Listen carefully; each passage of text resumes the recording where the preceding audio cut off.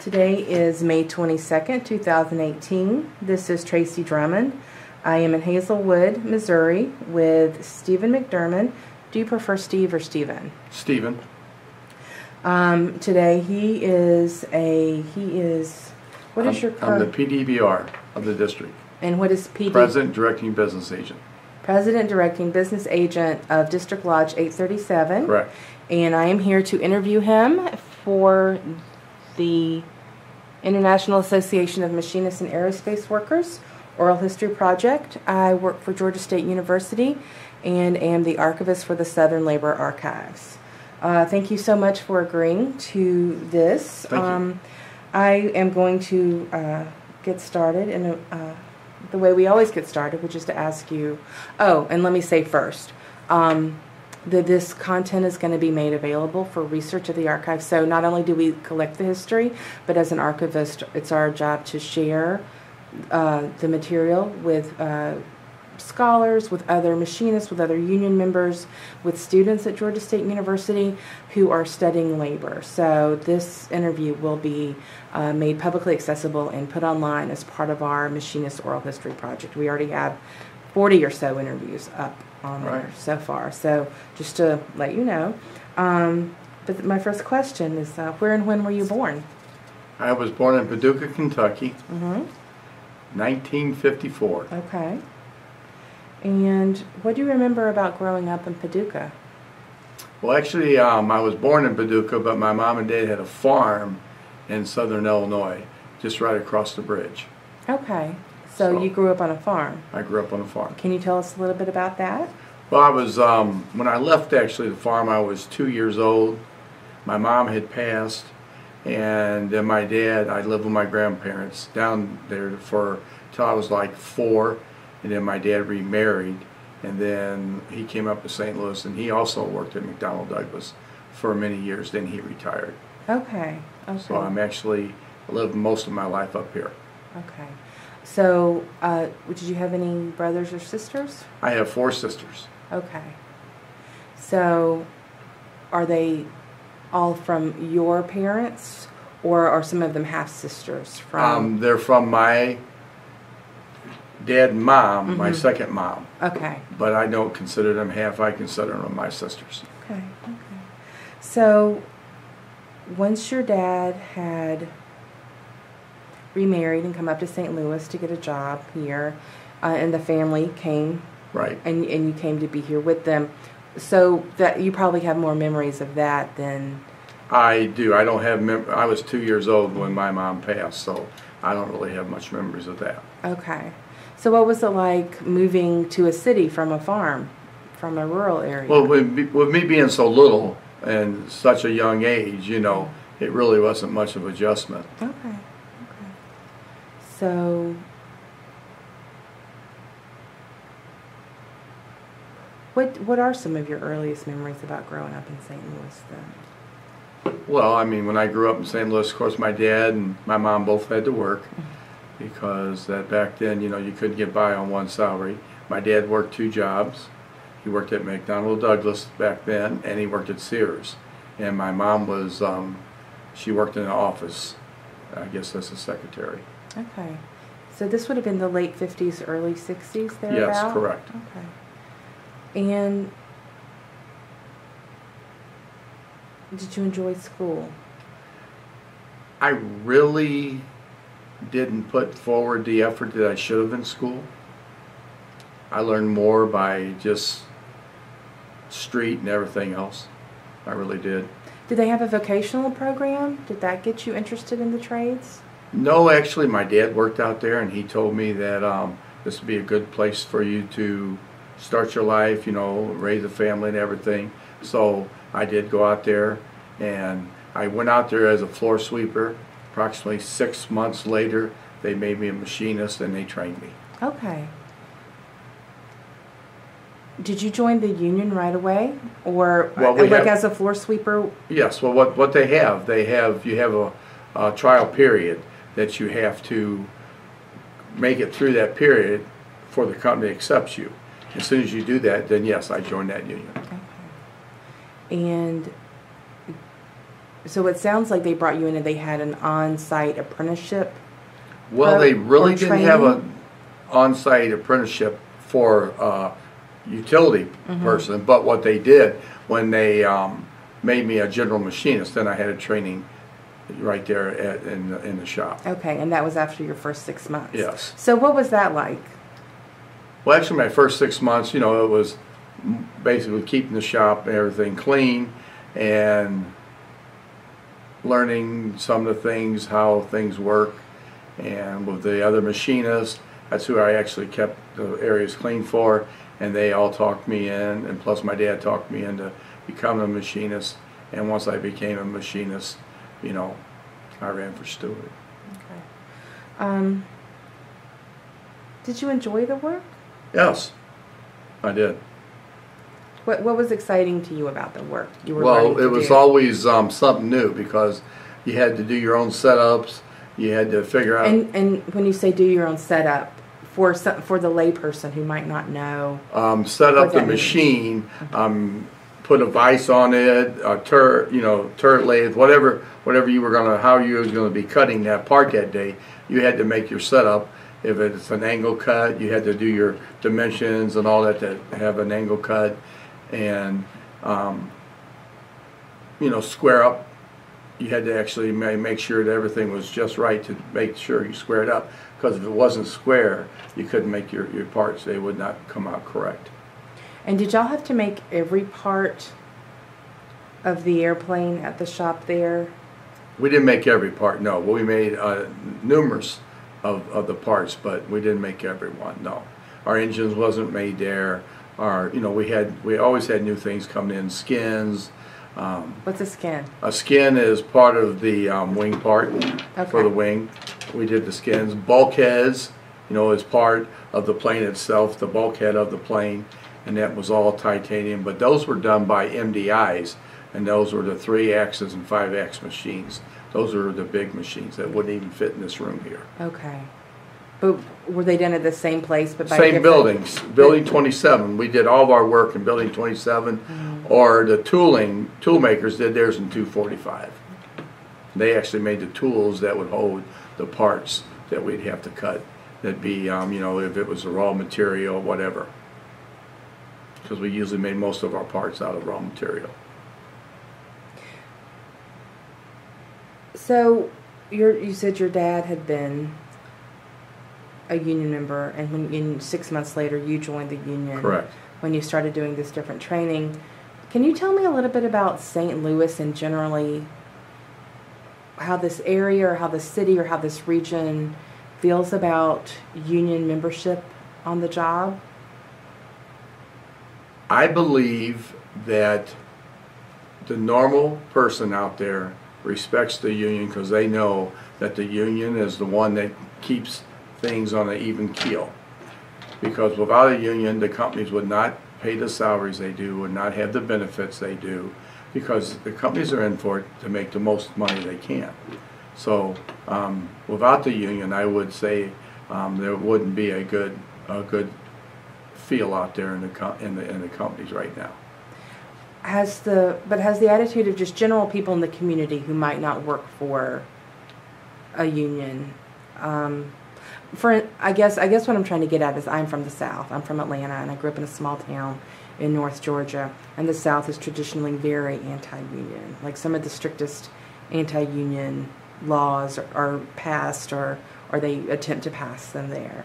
So I guess what I'm trying to get at is this general supporter, if you've ever felt like being in a union somehow was something you had maybe to not share with people, or because I feel like too in the South we have a lot more unions than people know, because you can live next to someone your Right. entire life who is a union member, but they will never talk about it to you because they don't want that scrutiny. Well, Have you? I'll speak for myself. Okay. All my neighbors in my court know that I'm union. I bear my signs in my yard, and I have ever since I've been union. So they know. And I will say this, most of them realize that a union makes everybody have to play on an even keel.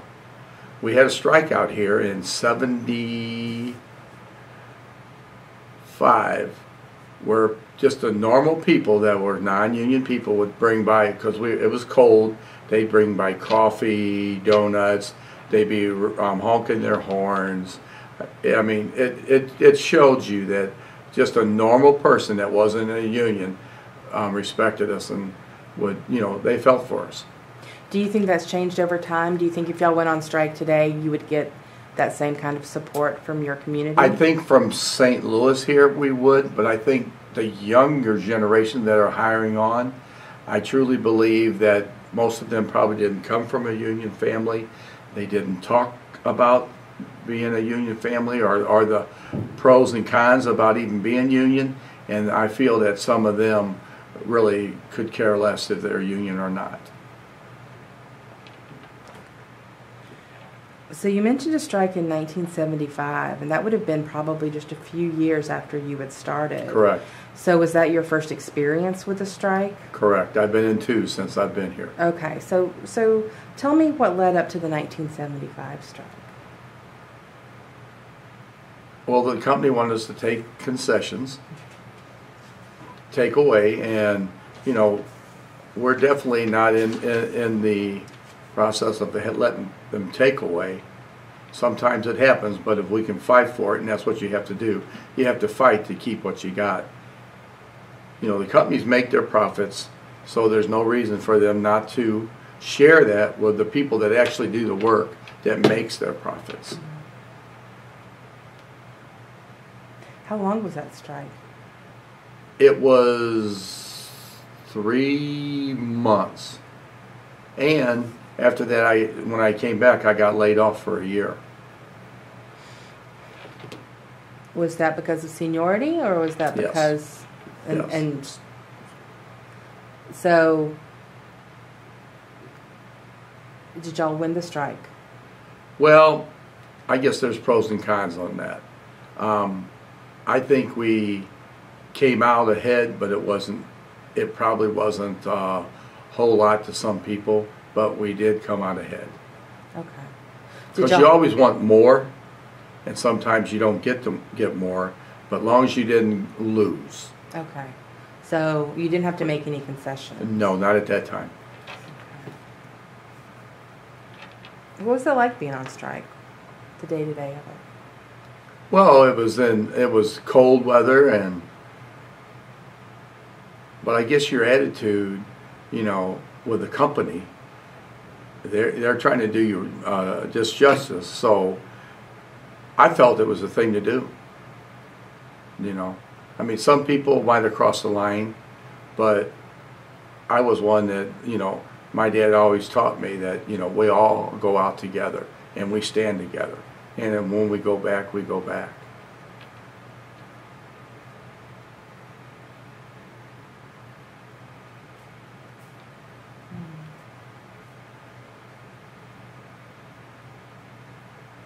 So you came back and you were let go. I was laid off. Laid off. For 1 year. And what are the terms of that? Laid off means that you get laid off by seniority. When your number comes up and you're the low 20, they got laid off. If you're within that 20, then you hit the bricks. And then you got seniority rights to come back for up to 4 years back then. And I was called back after a year. Okay. Do you think that the layoffs were to some degree retaliatory for the... Well, back then it was all about getting work. And apparently they said we lost some contracts, which we did. The A12 was a big contract that we lost. So I don't think it was retaliatory, but I do think that the work wasn't there, and so they had to do what they had to do. So how long had you been a machinist before you became a shop steward? Actually, I hadn't even been there just a little bit over a year. And I was My coworkers asked me to run for a shop steward because I've always had a mouth. I mean, it's just the way it is. I mean, I didn't, you know, the bosses would harass people. I didn't care if I was shop steward or not. I'd tell them. And I mean, they didn't like me, but I didn't care. You know, I didn't get belligerent, but I did tell them when I thought that they weren't decent. Mm-hmm. I mean, you know, me and you can have a conversation. You can be my boss, but it's the way you talk to me is the way it either goes well or it doesn't. And you're no better than me, and I'm no better than you, but you don't have to say some of the things that they used to say. So I ran for that, and I won big. And for people who might not be familiar, can you tell us a little bit about the sort of a shop steward's responsibilities generally, but also the types of issues that would come your way? Well, a shop steward, he's the first line. He's the one that writes the grievance. He's the one that talks to management, and there's all kinds of different write-ups that the company would do. They would write you up for being in the bathroom too long, or they'd write you up for if they thought you were smoking, because we had no smoking, and they used to smoke in the bathrooms. But they really wouldn't know who would smoke, but they would just start writing people up. Anytime that the boss thought that you were loafing off, or you scrapped something and it was your fault, and instead of the machine's fault, any issues that came up that the employee felt that he was being unjustly written up, I would take those on. I would, you know, go and I would interview the client. I would check out the situation, and if I felt that there was something there, I would challenge the company, and then we'd file a grievance and go from there. About how many grievances did you have, I don't know, in a given month? Well, sometimes it could be much as 5 to 25. It just depends on the circumstances and which one of the bosses were, you know, being, I'll be nice, being themselves.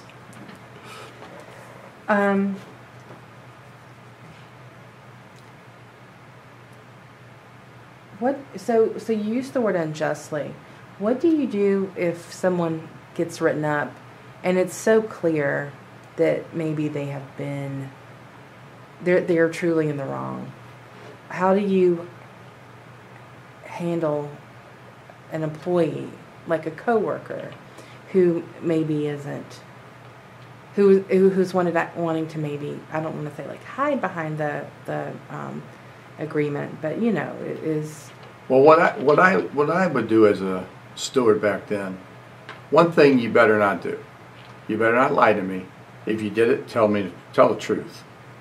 And if I found out you lied to me, and then, you know, I would talk to that employee, and I would tell them, you know, if you did this and you're trying to tell me you didn't, and now I find out you did, you know, where do you think I can go with the company?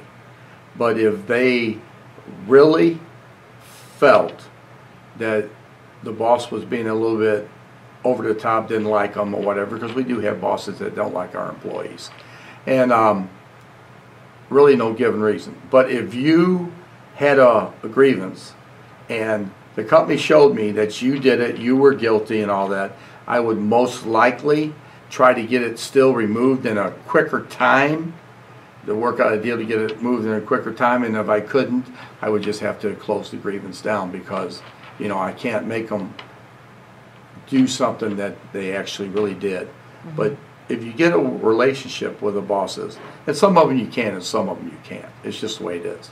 You know, people are different. But usually you could work out a deal where our grievances back then used to stay, your write-up used to stay for 3 years. And some of them even longer, depends on if you had a drop-dead letter.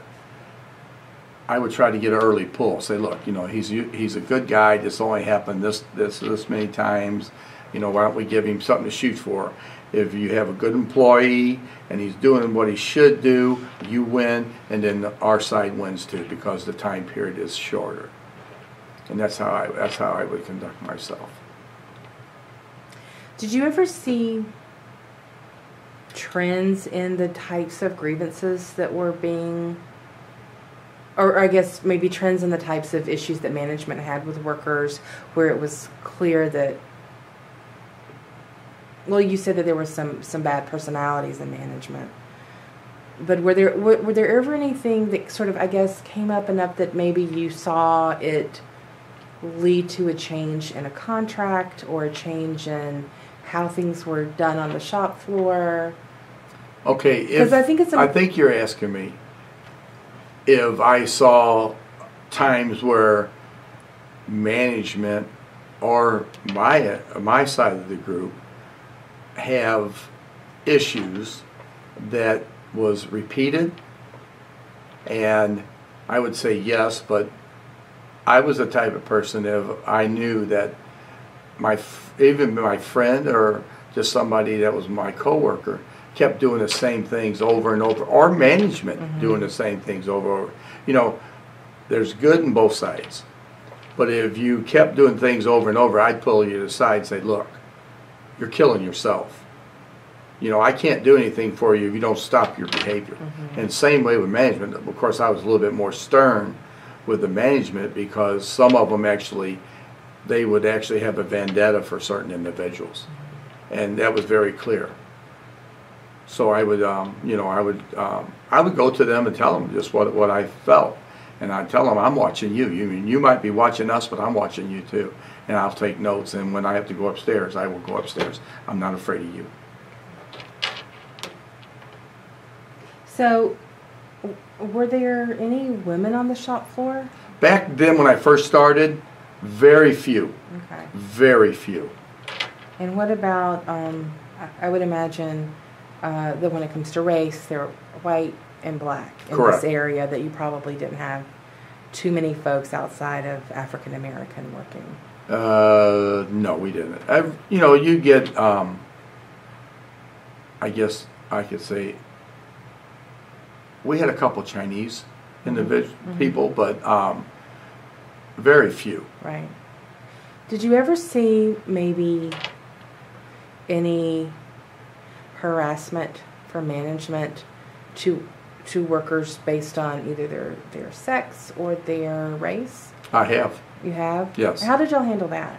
But and let me preface this too with sort of racially, and what's the makeup of the union? Would you say it's about half and half, or? I wouldn't say half and half. No, I would say probably 3/4 White. White. Okay. And other black. Okay. Okay. And with the women, I mean, now we do have a lot more women now that came to the shops, but that took a long time. Okay. And I would say there's probably,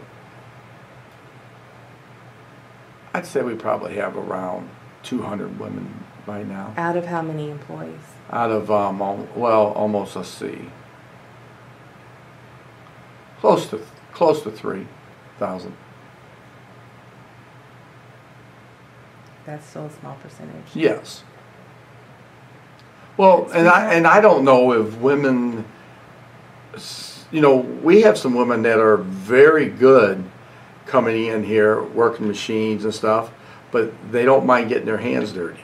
They don't mind getting in there, you know, and all that. Now, I don't know if, I mean, we've had women that came in and it was really strenuous work for some of them, and they quit. But they didn't quit because, they just quit because they felt they couldn't keep doing that. But, you know, I take my hat off to them, because there's our SMARs and that, there's quite a few women doing that, and they hang right in there. And what is, you said SMAR? A SMAR, sheet metal. Okay. And that is sub-assembly and all that kind of stuff. For the exterior of the... Right. Okay. Right. I guess I was just thinking, if you started in the early 70s, right, like this post-civil rights period and this women's empowerment period, how that might have been reflected in the shop or by management who maybe were resistant to having more empowered communities in there. Only thing I can say about women in the shop, management back in the early years, they really thought a woman shouldn't be there. I mean, I'll just tell you the truth. They didn't think that. But women that came into our shop, machine shop, and they showed management that they could do anything a man could do. Do you think they got the same kind of solidarity from the union? Oh, yes. Yeah. And you said that there were about 3,000 folks working at McDonald now. Now. And yeah. how many were there in the early 70s when you got there? We were, I'm thinking 25,000. You know, it's over the whole company. We had a lot of people. And that's unionized, or that's labor and management and non-union positions? That was both. Okay. That's still a lot, because we probably, right now, I don't know how many's in management, but I would say probably a total of maybe a couple thousand.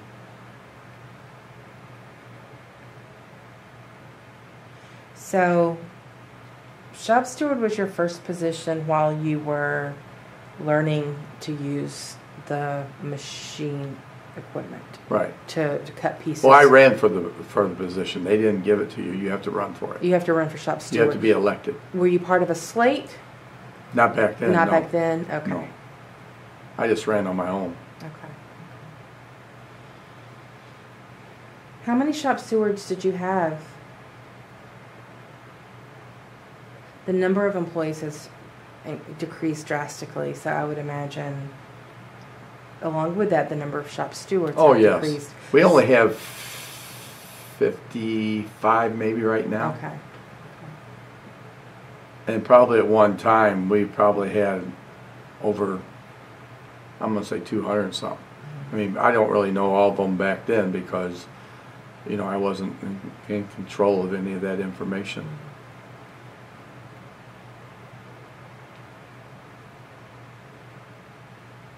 So the work you were doing, were there different parts of the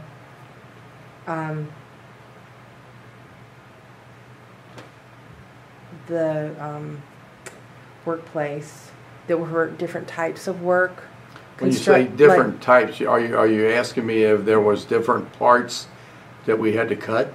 Yeah, so like maybe you cut parts here, but you assemble things in a different. A machinist didn't assemble. Right. We no, just but cut. there were other workers.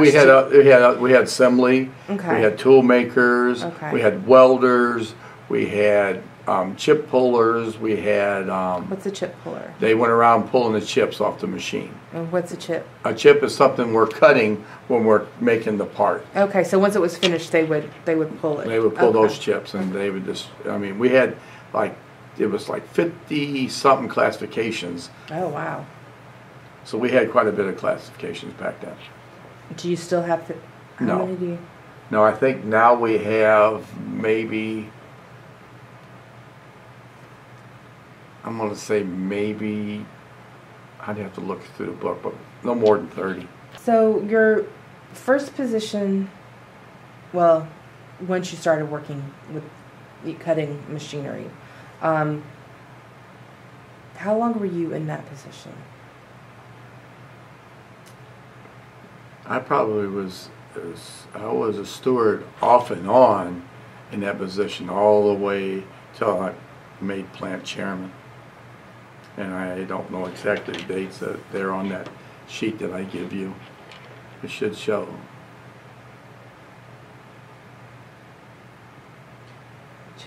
'94. Okay. So for about 20 years, you did the same work. Right. But in that time, how did it change? I feel like. Well, the bosses, the work, everything's changed because we would do different. You know, we make fighter planes, so we was always improving. So our work would change. The bosses would change. The times, the way they felt about us, we felt about them would change.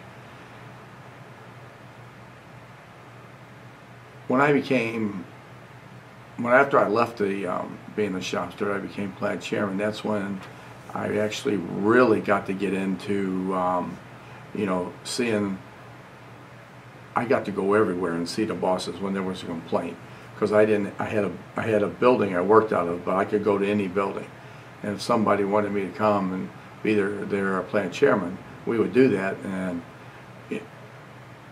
times change because people change, and some of the bosses were stand-up guys and stand-up girls, and some of them was just terrible. They didn't have no respect for workers, period. I mean, if you have to be out there every day, because every day things would, you'd have a different battle to fight.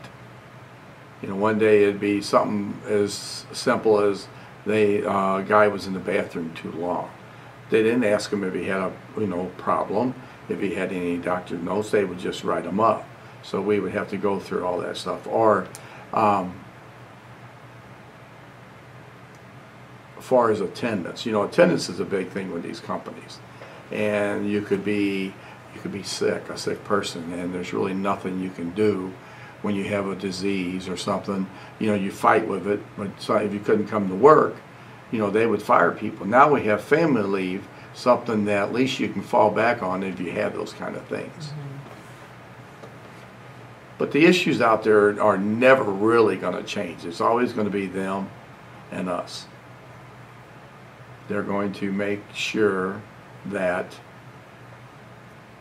we toe the line, and I will say some of them want you to kiss the boot. And we come to work. That's what we come to do. They weed out the ones that don't want to come to work, but the good ones, there's a whole lot of good people out there. You never hear from them. They come in, do their job, and go home. Were there ever any genuine attempts at labor management relations there from the company end? And how did that manifest itself? Were there, because some places might have an annual picnic or things like that where everyone comes together. Well, we really didn't have those kind of things, but there were people in labor relations that were generally a good individual, and they would listen. And then there was people that could care less what you had to say. We are no good. We always do things wrong. Our bosses never do anything wrong. So it was a day-to-day fight. You knew who you could go to and try to get things resolved, and then you knew that if you had to go to them, it was a losing battle. They didn't care one iota. They wasn't after the truth. They were just after your hide. I'm going to wait for lunch. I'll be back.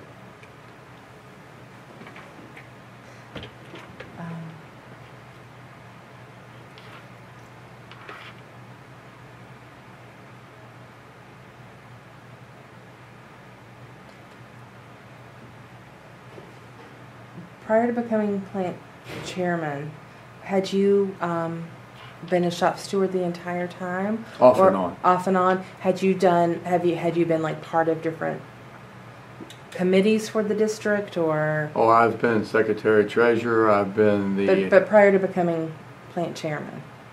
Well, yeah, I was before I was plant chairman. Mm-hmm. I was secretary treasurer of our lodge. Okay.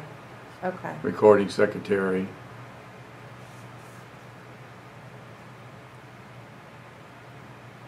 So I feel like there are folks who can be a member of a union for a long time and never fully participate in its leadership. Well, that's true. Why was it important for you to? Well, once again, I told you, I was always one with a mouth. And when you'll see out there being there when there's somebody being criticized or yelled at for something that they don't deserve. And so I was always one to, like I said, I can run my mouth. I can stand up for them people, which that's what we're here. We're all supposed to be. We come to work and go home. Everybody needs to be treated equally, fairly, and not being picked on. So once you became plant chairman in '94, were you no longer working on the shop? Was your job? I was no longer working on the shop floor. Okay. I was strictly a plant chairman. And what is what are the responsibilities of A the? plant chairman, he takes care of all the stewards that are having issues. The stewards will write the logs. The plant chairman will review, look at all the circumstances, and decide if it is a grievance or it isn't a grievance, or try to settle it on the floor if it's a grievance. And once they can't, then it goes up to the business agent. But he's kind of like the second guy that tries to resolve everything before it becomes a grievance. And about how many employees were there in '94? Oh, we was in the thousands. Okay. So, about how many grievances would you see? Okay, back then in '94, we probably had roughly we probably had 3,000 grievances. In a given year? No, in a couple years time. Okay. Because we were, we had went to war with the company. Or I should say, really, the company went to war with us. So is that around the time of the second strike you talked about? Yes. Okay. Well, finish what you were saying, and we'll Okay. we'll get back to that. So we would have to write a lot of grievances because the company would not settle any of them. They would just be, they didn't want to hear it. You'd go to the office, and instead of them trying to sit down and talk with you, it was like no, no, no. And so there was a lot of grievances. And with that many grievances, it was almost impossible to hear them all. It really was. But, I mean, since then, we've came a long way. Came a long way. By now, I'd say in the last 8 years, maybe 12 years, we probably average maybe 300 a year.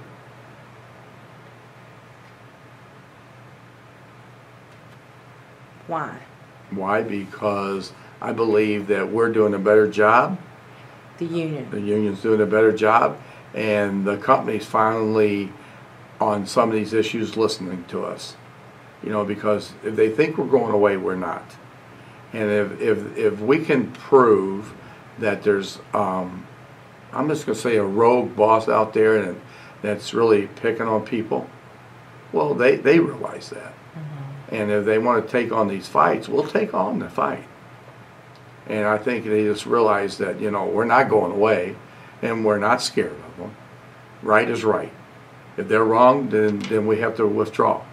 But if they're not wrong, then they need to move. And has it been McDonald the entire time you've worked here, or has No. the company changed? The company's changed. Now it's Boeing. Okay. How long has it been Boeing? Probably, I'm going to say since 2000. Oh, so okay. Because they also sold the machine shop in 2001 to a company called GKN. So we have no more machinists, true machinists at Boeing. We just have tool makers. So, where are those parts made? Well, they're made over at GKN. Okay. GKN bought the company from Boeing, Okay. and then they still do some of that work. And are they unionized as well? Yes. Okay. That was the company that the shop that I actually came out of.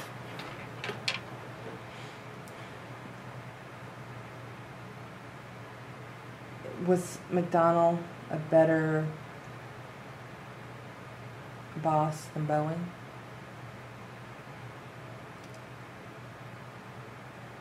I'll say my first years at Boeing, I felt that Boeing was not as good as McDonnell Douglas. I mean, they've gotten better, but Boeing has strange ways of doing things, and change is change, but sometimes change is not the right way to change. I don't know how to let me say it any better than that. And you went to the right place. I think McDonnell back then, the leader of McDonnell Douglas was J.S. McDonnell and them. they actually they would come down on the floor and talk to the members and stuff like that. You don't see much of that anymore with Boeing.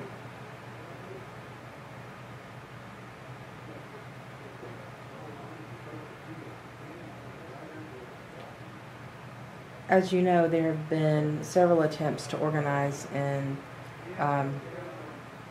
Charleston, South Carolina. Yes. Boeing.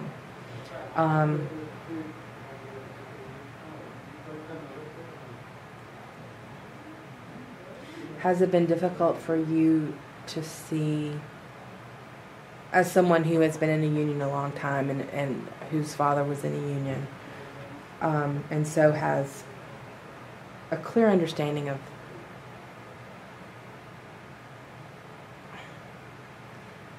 perhaps some of the difficulties of unions, but also how they can really benefit workers, to see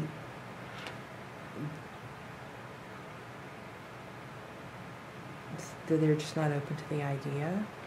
Well, I don't know how to say it better than that. this is what I feel. I feel that Charleston, they have got those people so brainwashed and so scared and lied to so much about they're going to do this if the union comes in, they're going to do that. And I think the people are really scared. I mean, you had the mayor down there talking against us and everything else. I mean, and I'm sure they threaten them people, if you do this, we're going to do that and do this. So I think they're scared. I think they want a union down there because you know what? A union, you have a voice. You really have a voice. Now they don't have a voice. You're at will. You come in one day, that boss don't like you, he can get rid of you. And there's nobody there to help you. Now it won't happen here in St. Louis. Now they might fire you, but we're gonna if they do it unjustly, it's something that the individual didn't really do. Well, we're gonna fight them.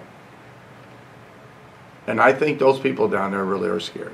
And that's with organizing. I think that's what the companies do. They put in these high dollar lawyers which come down with all their tactics and tell them all their lies, that they'll do this, they'll do that, and that's what they are. They are lies.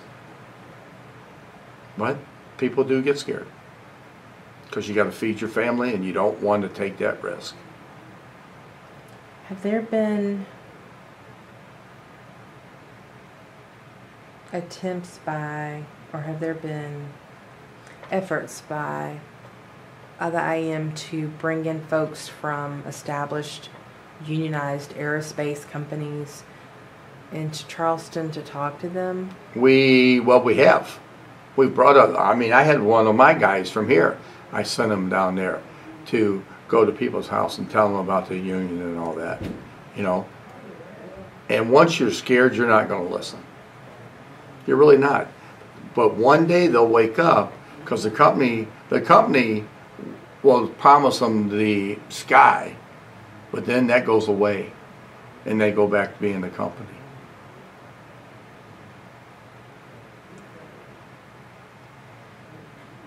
Do you think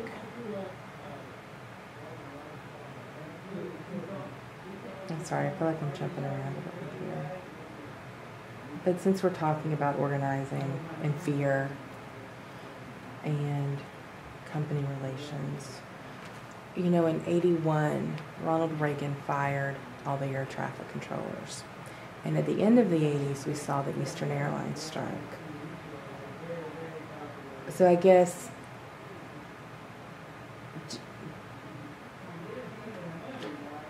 did you feel like those impacted overall labor management relations, generally speaking, across company, like even here with McDonald? Do you remember having a response to that, or? Well, I remember when the air traffic clearance, when he declared them, you know, the way he did. He was the president back then, but he was wrong. I mean, they were fighting for justice, you know, just to be treated fair, and they didn't treat them fair. Somebody in the big office said, "Hey, I don't care. You're going back. This strike's over." So they didn't get what they wanted. And look at the airlines, Ozark and all them that have went out of business. I mean, I'm the type of person that if you're going to be reasonable and fair, everything will work. But if you're going to be greedy and, you know, say, well, it's my way or nothing, then it's not going to work. I mean, you know how those people out there in that shop, they are so intelligent. They can tell that boss, hey, we can do this, this, and this to make this part better, quicker, and sometimes they just don't care. They don't listen. You know, if you're working on that part, you do it every day, you know the ins and outs. That boss sitting over there in that chair, he don't know nothing. He just knows that he's got a crew, and as long as they're working, he's fine. But it has changed a little bit. You was talking about the 80s. That's what the 80s were. But now they're seeing that, hey, that person that does that job every day, they've got knowledge. They've got something that we don't have because they do it every day. So that's changing a little bit. But I think back in those days, I don't think it was about being fair. It was just about what I wanted to do. You know, they did what they wanted to do. They did a misjustice to those individuals. And that's my feeling. Were there calls for other machinists to rally in solidarity of Eastern? I know they're not the exact same type of work, but they are related. They are all aerospace industry. Do you remember? I don't remember any of that, but I know that, you know, people that are on strike that are union, we always send funds to help them. We've sent people to help them walk pickets. So we always try to support other individuals when we can. I mean, you know, because we're all in the same, I mean, we're all fighting for just to be treated fairly.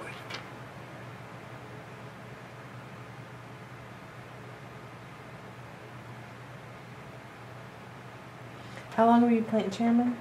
I think I was there for 4 years.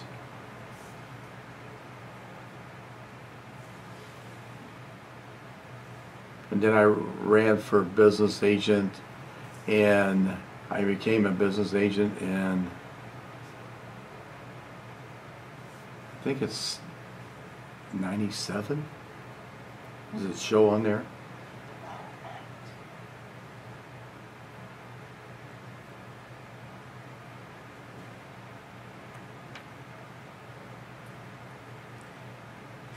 So you ran, did you lose the first election that you Yes, ran? I did. So what's that like? What does the campaign Okay, look like?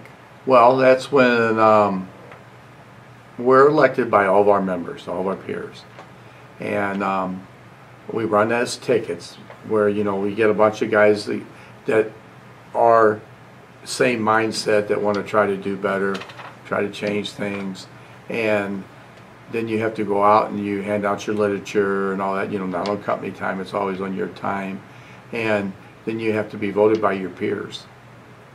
I lost that first vote by 8 votes. How many people voted? What percentage of members voted? Do you remember? I really don't remember, but it was a large amount.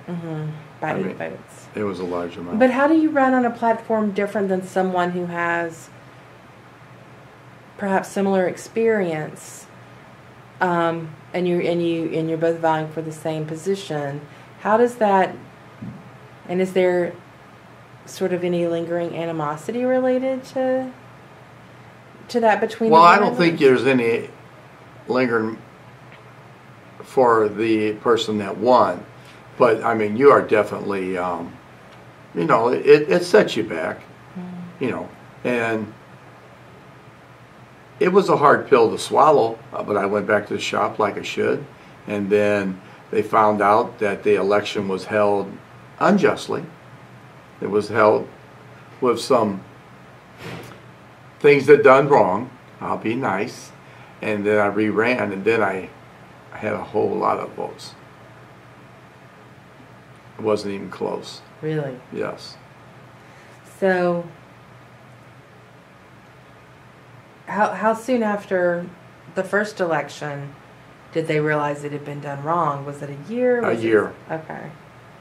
I think I took over January 1st of '97.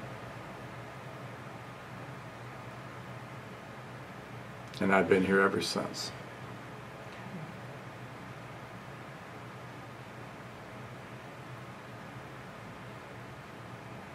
So you were elected business agent, you said, and started in '97. Yep.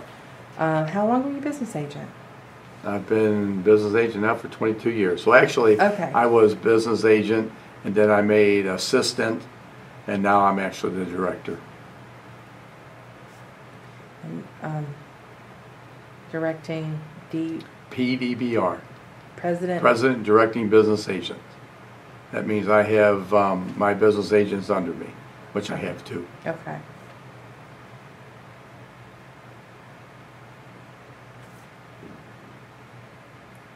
And what does the business agent do? I handle all the hearings that the plant chairmans could not resolve. I handle the arbitrations if we have to take a case to arbitration, and I handle this district. And what is the reach of District Lodge 837? Well, you mean how far do we go? Yeah. Like, is it just the? I have members here. Mm-hmm. I have members in Pax River. How far away is that? That's in Baltimore. Whoa, that's Far. far. Yeah. I have members in California, What part? Palmdale. I have members in Illinois. That's Muscuda. And these members in Palmdale and them are all the off-site places where my members work at the base to repair planes that come in and all that. And they're refurbishment bases. Yes. Refurbishment bases. Right. Okay. So, yeah, I saw on the sign out front, this is District Lodge 837, but within that there are several local lodges. There's A Lodge, 837A. 837B, Mm-hmm. and District 387, which is GKN. District 387. So GKN gets its own district. Yes. Okay. Well, they work out of, they're their own district, right. And so are there But- GKNs? Are there GKN workers at different places? Geographically, is that why They it's a are, district? but no. All of our GK employees are here in St. Louis. Okay. There's other companies that have GKN, but that's, we don't direct them. Okay. And how do you distinguish between the work of A Lodge and B Lodge? Well, B Lodge is on the machinist side, basically, and A Lodge is the assembly side.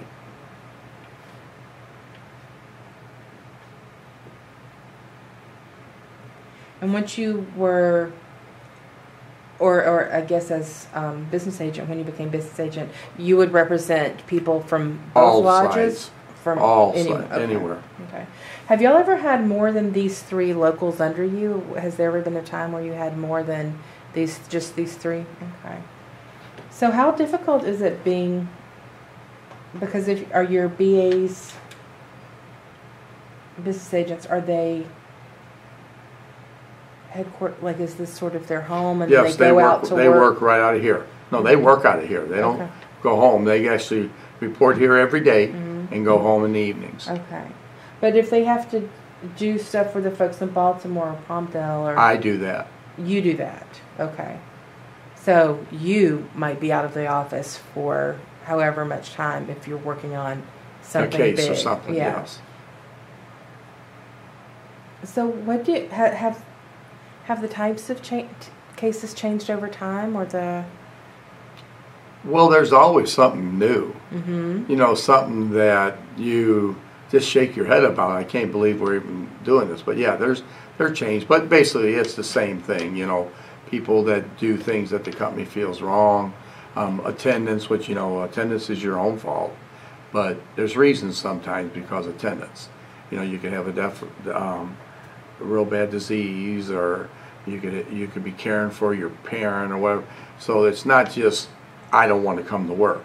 Now, some cases that is true, but some cases it's not. So if it's, you know, something that somebody's doing but they have a good reason, we will fight that fight.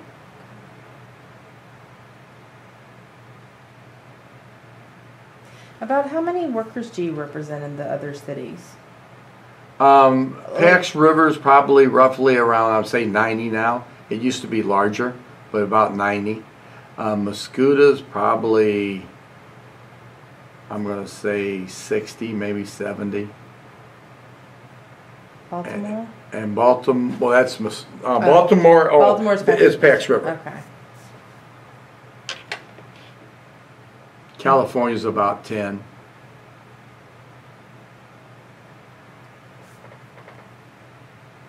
And then GKN's about, but they're here. They're about 600 and something. Oh. Okay.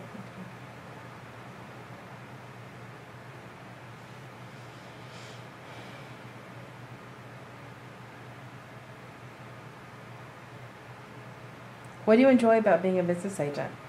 Trying to help people, keeping the company in line. I mean, we don't always win, but we'll give the good try. Negotiating. So do you help out with contract negotiations and Yes, all my business agents do. Do y'all put together a committee? Yes. So who usually makes up the committee for negotiations? The business agents, the presidents of the lodges,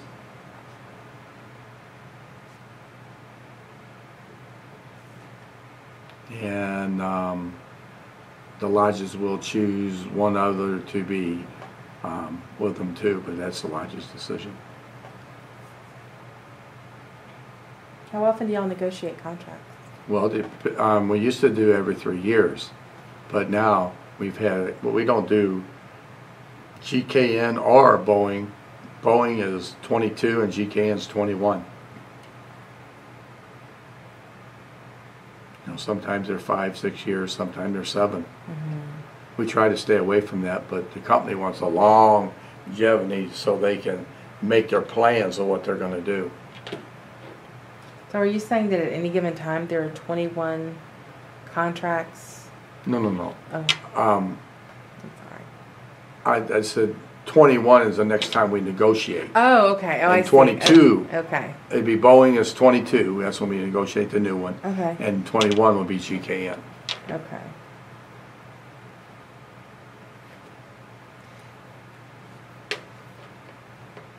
Have you had to make concessions?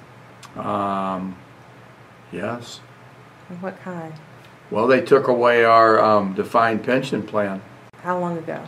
That was the last contract, so that would have been, I think, 2010.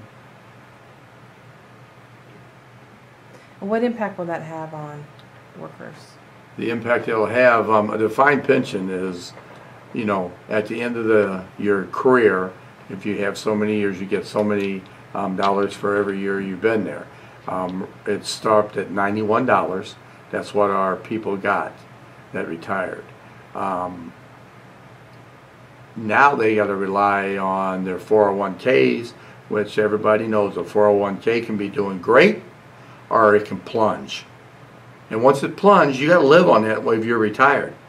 And that's, you know, sometimes you'll have to go back to work because you just can't make it on that. So I mean, a defined pension plan, we told our members, do not let this go away, and they wouldn't fight for it, which to this day I think that was wrong. The bargaining committee told them that, you know, you do not want to lose this. But what we did on this next contract, we had a contract that we opened up midstream. The company wanted to open it up. My boss before me, we opened it, and we got 4 years added onto your, say you had 30 years, you got 4 years for nothing. long as you retire, because they wanted to get all the high dollar people out. And we had 966 leave. All that experience walked out the door. And then they hired new people, and they hired them at the second tier. And as everybody knows, the second tier is a low tier. And the companies right now, they're finding it's hard to keep people at the low tier. But when losing that retirement is terrible. Also, we don't have insurance for people that retire now when they retire. Medical insurance. That is a great loss. I don't know how members could say that that was the right thing to let the company do. But I think a lot of them said, hey, I'm going to retire. They had a window of 1 year. They had to retire in 1 year to get that 4 extra years. They got a signing bonus and everything else. So, a lot, like I said, 966 of them went out the door. So I think that what we need to start doing, we need to quit worrying about just I and worry about us. I really do. I hope this new negotiations, that they want to fight for them things to try to get them back. Because all you got to do is the math. And a defined pension plan is something they can't take away from you once you got it. But that 401, it can be up there, and then all of a sudden you wake up the next morning and you can lose tons of money in no time. And sometimes it takes years to even get close back to what you lost. So, What do you think is appealing about short-term gains?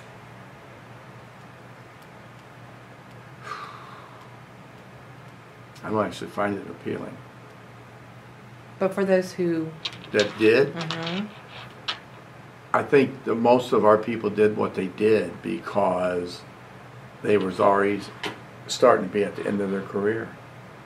And they said, okay, I'm getting 4 years added on. So if I had 30 years, I'm going to 34. I'm going to get to $91 retirement for 4 extra years that I don't have to work. That's the only gain they got out of that. But the people that are left, you know, now they don't have that defined pension plan.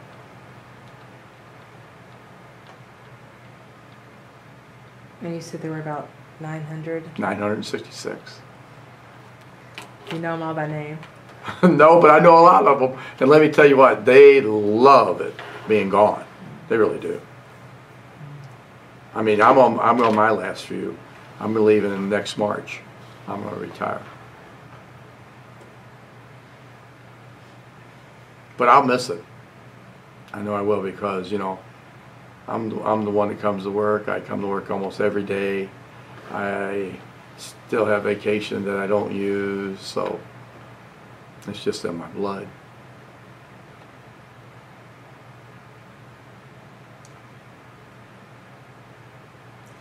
How do the younger or newer members feel about all those folks taking?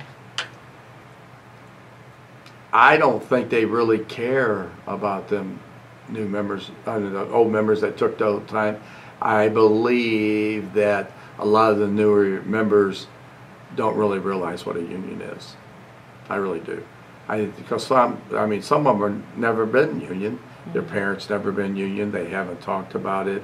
And a lot of them think they can negotiate for themselves just as good as when you have a collective group. But in reality, that is wrong. You can't. Because the company, you know, if I come in one day and I tell my boss something that he didn't like, I'm at will. He can say, see ya.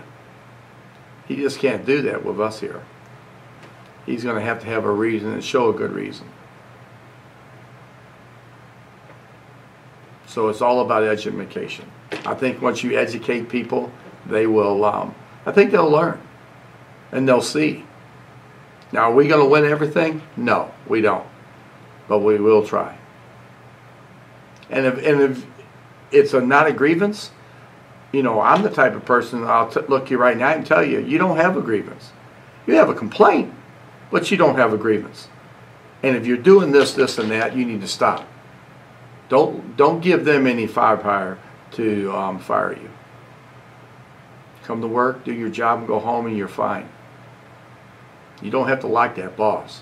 Just don't get in his way where he can do things to you.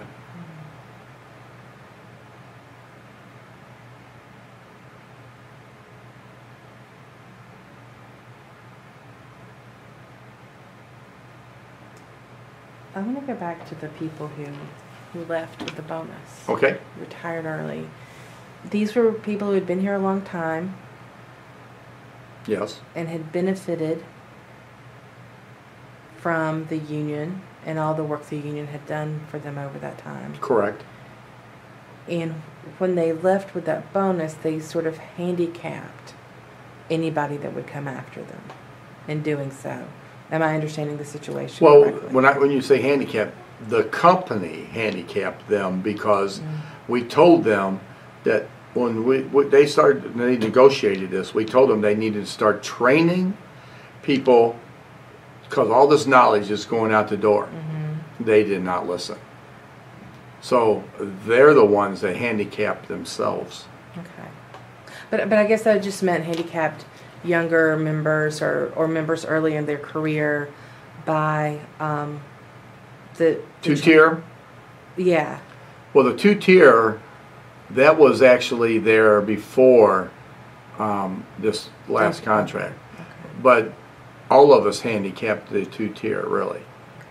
Because, you know, they have a scale that they go by. They could hire them at $11 to, I don't know what it is exactly in every classification.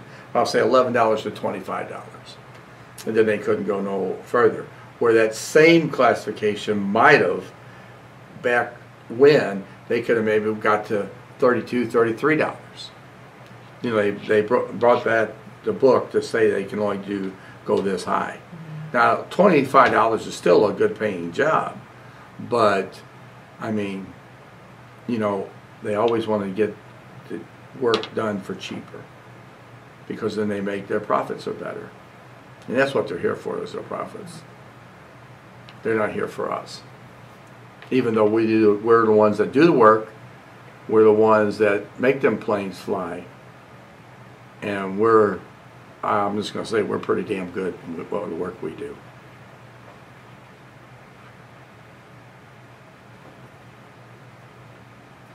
So you mentioned retiring next year. Yep.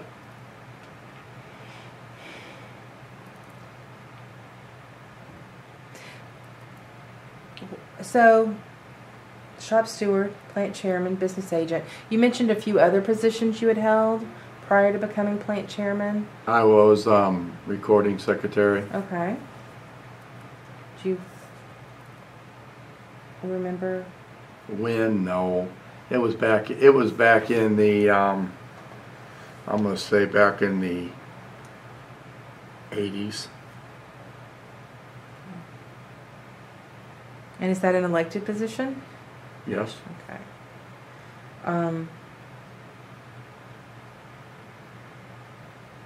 And the role, what is the role of the recording secretary on the Well, board? at the meetings, I take down everything that's said, motions, problems, individuals that had spoke, and, you know, kept a log on what was said, what was done, and how we handled.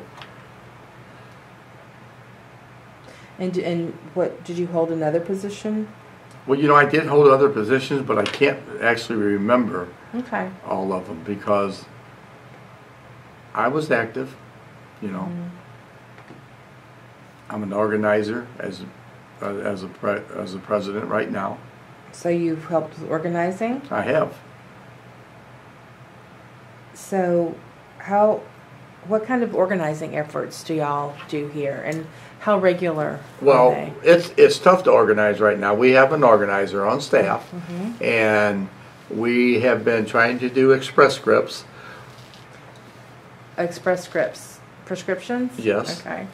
Now they've been sold, I think Cigna, I think's got them, or somebody, and we have done twice. We've tried to get them in there. We were close one time, and another time we got trampled.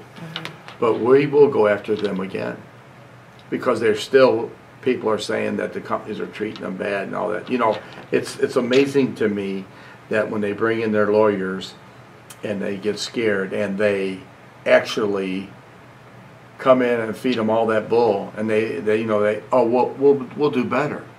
We'll treat you better. And then after we're gone, it goes back to the same old thing. So people eventually wise up. They you know, they're scared, but eventually they wise up and say, hey, you know what, we're tired of being lied to. And so we have to organize. We do. Our own government's after unions. I mean, it's very clear that they're after unions. We got the right to work right now in this state because of all of our people up there that are elected that threw us down the tubes. August the 7th, we're going to be voting. We got a referendum to vote on it. You know, we had to go out and get signatures and all that. They had to get so many signatures. We got well over what we had to have. We all took them to Jeff City and took them there, and they reviewed them, and we had over 300 and something thousand signatures. And we got out and talked to the people. Now they're still trying to, you know, they're changing the wording and all that. They're always trying to do something. So the big corporate people and the big guys, your Koch brothers and all that, they're after us. It's clear. But people, I better realize that if you're not one of the ones that are real rich, you all be real poor. And that's the facts. So, like I said, August the 7th, we're going to have that vote. And I plan on bringing out everybody. I've talked to every one of my neighbors, even the ones that are non-union, and they see what's going on. They see it. Mm-hmm. Yeah, I mean. So you're still currently a non-right to work state, and the No. We got enough petitions to put it off until the vote comes. Okay. So our members and all the other people, they have to vote for it. Now, if we defeat that, then we're not right to work at that point. But they'll bring it up some other way, I'm sure. Right. They always do. How do you see that affecting? Because is Boeing a closed shop? Yes. So anyone that works there has to join. Correct. What are the implications if Missouri becomes a right to work state?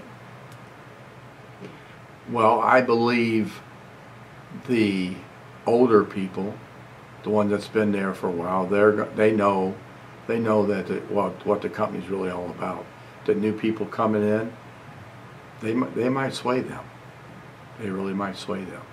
But before they get to sway them, we're going to get out there and we're going to tell them, you know, the ins and outs. This is all I can do is say, hey, this is what will happen. I'm telling you right now, it's your decision. But once you make that decision, remember, we tried to tell you not to make that decision. Don't lose power. And there will be people who do that. I mean, it just will. People will not pay their due. And, you know, right now, if you have like an agency fee pay people, they can do that. We still have to represent them. And I call them freeloaders. It's this way it is. Some people might think that's harsh, but that's what I feel.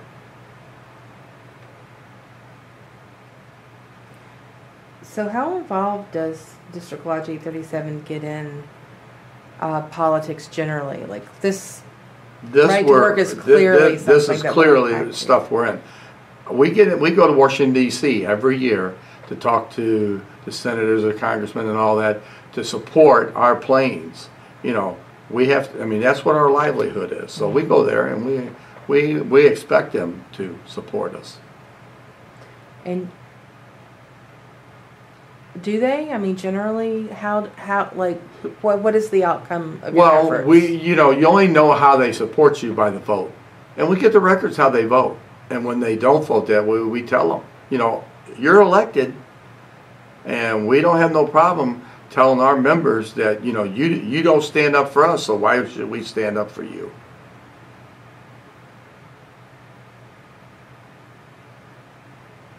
Do you remember a time when a politician that you elected here in your state to represent you at Congress did not represent the best interests of the workers here? Oh, yes. And so, just so like how do you- NAFTA and all that trade business. Yeah. How do y'all respond to that? We tell them. We flat tell them. You know, I have no problem going up to somebody that has said, you know, I'm with you, I'll support you, and when they don't, go up and tell them, you know, you're not a person of your word. We can't do nothing to them except when it's time to vote. And have y'all ever, I guess, had a counter? You know, if somebody comes back up for election who said they would support you and did not, do y'all have, I guess, concerted efforts around their campaign? Yes. The campaigning that they do? Yeah. Well, what we'll do if they don't support, and it won't be just one thing, but if the majority of the time they don't support the things that we need to keep our livelihoods and our jobs, well, we will try to get them out of office. Why would you have somebody, just like, I mean, some people like President Trump. Some people do. Some people don't. You know? I mean, he's going to go down in history. I mean, that's just a fact. Because he don't care what people think. It's his way or the highway. And that's clear about how many people he's fired already. I would hope one day somebody that don't have tons of money gets in office, has a good heart, a good mind, and wants to do what's right. Forget all the other BS. Just do what's right. But we'll never see it because we can't compete. A little person can't compete.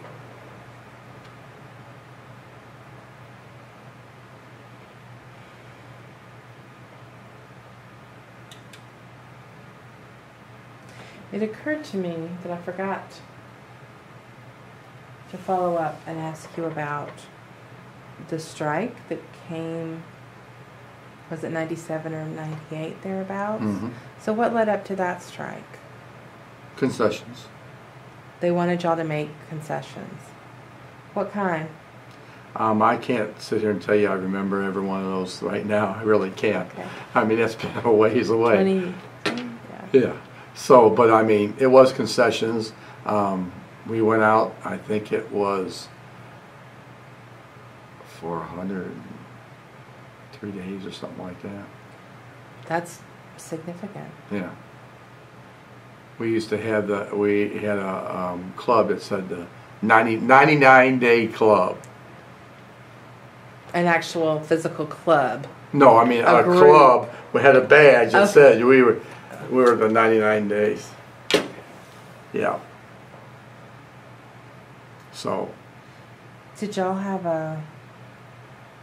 we had rallies and we walked up to headquarters.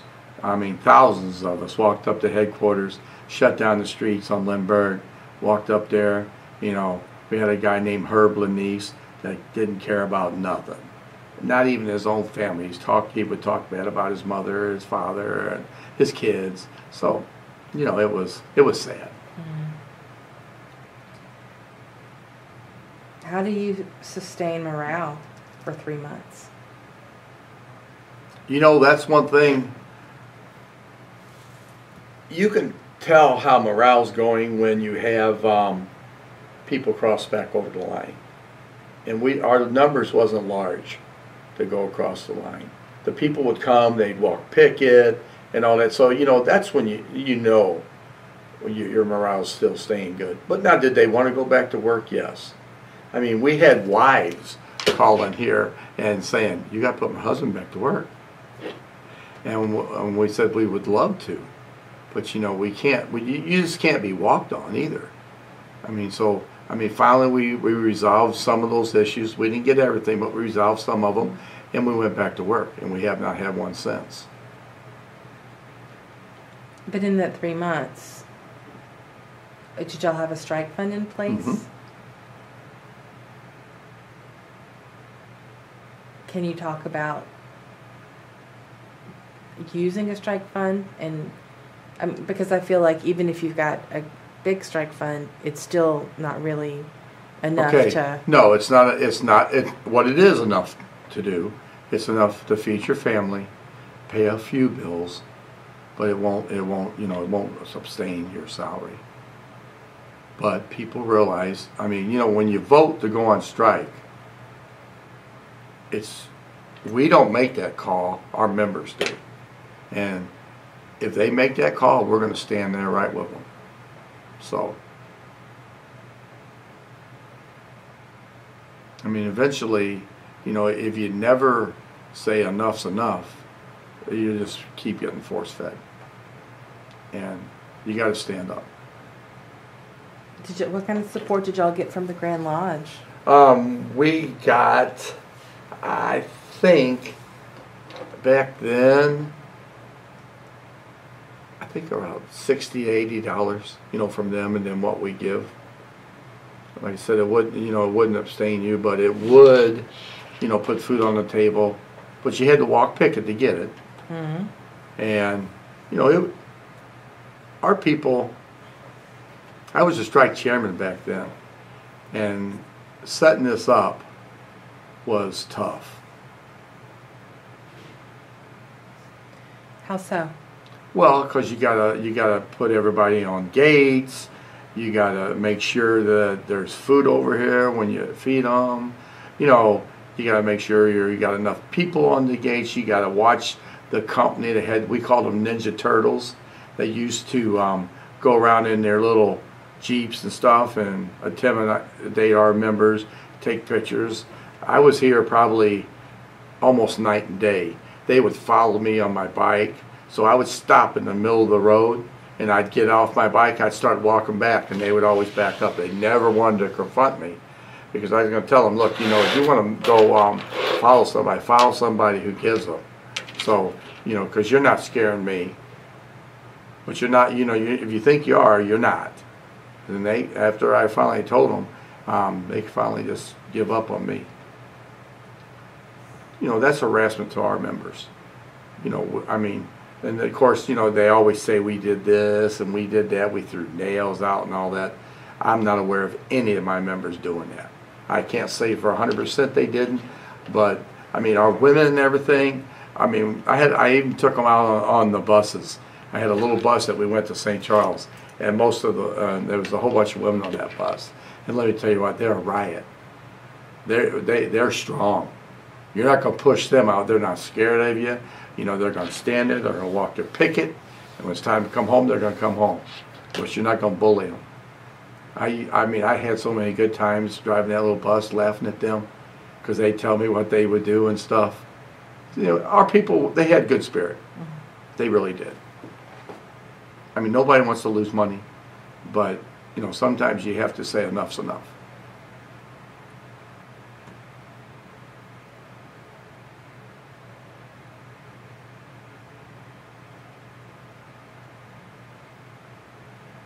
Where do you see the Machinist in 20 years? In 20 years? And you can be as specific as your district, or... I see the Machinist in 20 years still pounding the streets for justice. Because we're not going away. Our numbers have went down, but there's a lot of people, and a lot of people are getting tired of being pushed.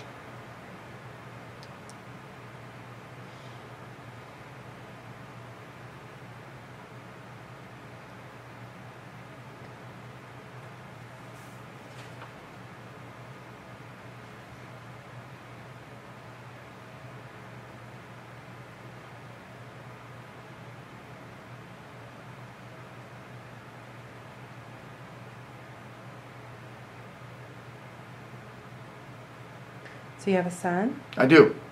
And your wife, Becky? Yes. I've been married 44 years. My son's 34. What role do women who are not in the union but are married to union members, and I guess to a degree similarly, men who are married to female union members, how do they... Machinists, you might remember, used to have the ladies' auxiliary lodges. where the women sort of served in a function to plan events and facilitate meetings and things like that. But then they also had great power to go out into a community and speak on behalf of the union and the workers. And I know that the Machinists disbanded the Ladies Auxiliary in 1988 at the 100th anniversary convention in Atlanta. But have the women in St. Louis, the wives, ever played a role like that? And the other thing, what I understand too, is that a lot of them have their own jobs that they have to go out and work. But what kind of role might they have played? Okay. Our women and our men, the role they play is, support. When we do something, of course they're scared. Everybody's scared because, you go out, that's risky. But they support what's going on. They would come up here. We had women come up here and deliver water, deliver firewood if we needed firewood. They would support. We had rallies. They'd come up, and we had the women and children that would walk with us, and when we had our rallies and stuff. So, do they support us? They do. And they realize, you just can't go home and say, we're on strike because we want to. We're on strike because of this, this, and this. And most people are logical. They say, well, why would the company want to do that? Why? And it's real easy why the company wants to do it. They want more money in their pocket and less in ours. So members and wives and husbands, they realize that. They do. And most of them have to have their own jobs. And that's even another reason why they keep, you can depend on their salary to help that little bit out too. And some women's got better jobs than a lot of us men. And I love it. My wife had a good job. Is she retired? She is. She's been retired for 2 years now. What does she do? Right now, what does she do? What did she do? She was a personal banker.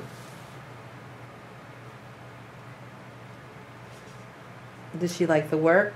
Not really. Really? No. When you deal with people, some people can be rude and really upsetting, and she really didn't like some of that, but she hung in there. And then now since she's retired, she loves that even better. She really does. But just like you asked about women supporting, we just came back from a guide dog function, and we're big in the guiding eyes. Our wives, mine and DeWitt's, both supported us and went up there with us. So yeah, they support us. And your son, what does he do? Well, my son he's a roofer. He used to work at GKN, and then he moved to San Diego, and now he's back here. Okay.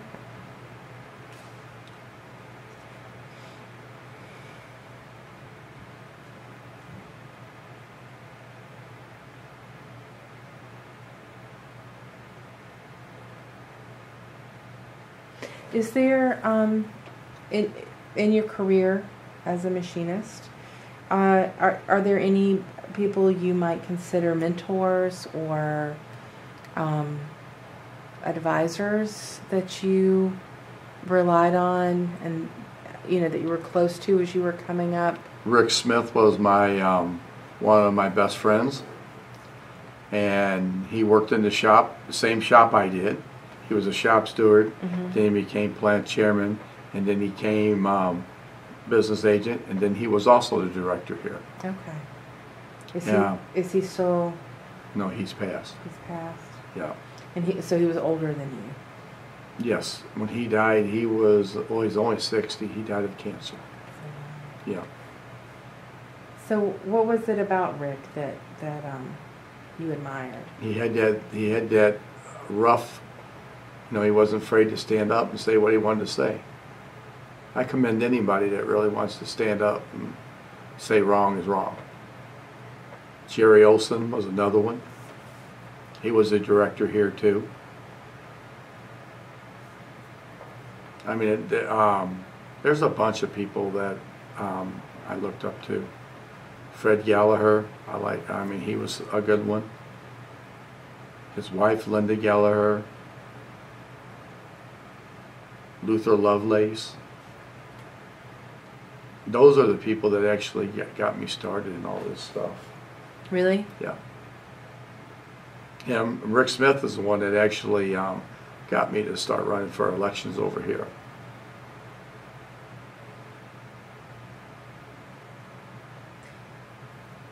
I know that there's a generational change, but is there anyone under you that you have been a mentor for in the past, or? I think Earl Schuessler.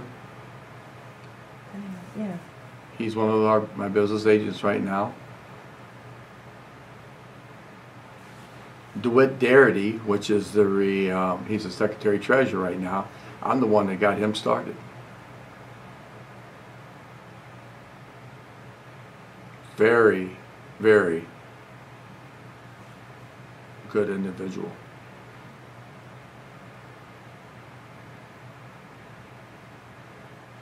Do you think that sort of mentor-mentee relationship building is maybe absent with some of the younger generation? I do. Why do you think that is?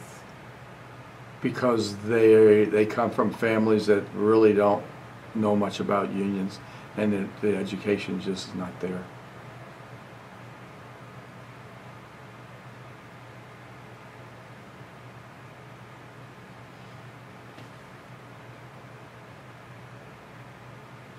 So we've talked about a good number of things, and I'll apologize in kind of a scattered way maybe. But is there anything that we didn't touch on that you want to talk about related to your career or the labor movement in general, or? No, not really. I mean, I would say that I wouldn't change not being part of this union. I've been proud to be what I've achieved to become. I had never thought about becoming the PDBR here, and the opportunity arose, and I had members out there saying they would support me, and I did it, and I won, and just staying involved. I mean, I'd like to change a lot of things that happen, but some things you just can't change. But I've been, like I said, 44 plus years, been proud to be a union supporter. Wouldn't change that at all. Never once cared about what my dues cost or any of that, because I knew the picture and that they're out there fighting.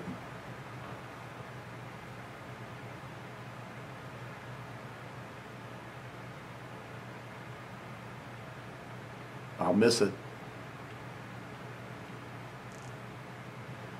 And is there anything outside of being a union member that you would like to talk about personally? Oh, I'd love to. One day, the guide dogs called me up and said, "Hey, do you want to volunteer and help us out doing this or that?" I mean, yeah, I'm really into the guide dogs. When you see a dog with a blind person, it's amazing. It really is. Something you can be proud of that you spent your money doing.